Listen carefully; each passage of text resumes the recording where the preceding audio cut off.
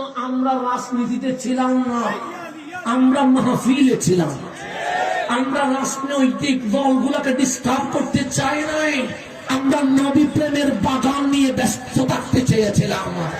আমরা এমপি মন্ত্রীর ক্ষমতা চাই নাই। আমরা দয়াল নবীর প্রেমের বাগান মানুষের মাঝে উজাড় করে দিতে চেষ্টা করেছিলাম। কিন্তু আজকে যখন কবরের লাশ তুলে পোড়ানো হয়, আজকে যখন বিপদে পড়লে বলা হয় শাহজালালের বাংলাদেশ, শাহজালালের বাংলাদেশ রক্ষা করো আল্লাহ, বিপদ চলে গেলে বলে শাহজালালের মাজার ভেঙে দিতে হবে। বিপদে পড়লে শাহজালাল, বিপদে পড়লে শাহপরান, বিপদ চলে গেলে বলে শাহজালালের মাজার ঘুরিয়ে দাও, শাহপরানের মাজার ঘুরিয়ে দাও। আমরা চুপ ছিলাম, আমরা মাঠে ময়দানে ঈদে মিলাদুন নবী নিয়ে ব্যস্ত ছিলাম। আমরা কোন রাজনৈতিক দল কোন দিকে চলে গেছে তাকাই নাই। কিন্তু 54 বছর পরে যখন আমাদেরকে দেখতে হয়েছে শাহজালালের শাহপরানের উত্তরসূরিরা আজ অবহেলিত হয়েছে।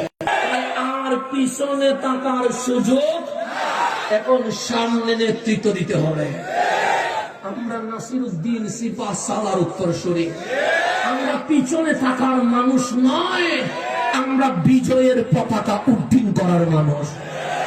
এই সালানা জলসা থেকে আমাদেরকে এই মেসেজ নিতে হবে, সুন্নিয়ত আর মাঠে আর ঘর থাকবে না, সুন্নিয়তের আওয়াজ সংসদ পর্যন্ত পৌঁছিয়ে দিতে হবে। এই শপথ নিতে পারবেননি, পারলে মাহফিল করবো না, দরকার নেই। যদি বলেন নজর আমরা এবার আর কোন দল বুঝি না, আমরা বুঝবো ইয়া রাসূলুল্লাহ কার বুকে আছে।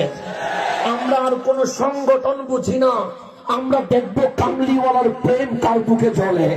এটা আমরা দেখে সিদ্ধান্ত নিব আগামীর সংসদ কিভাবে সাজাতে হবে।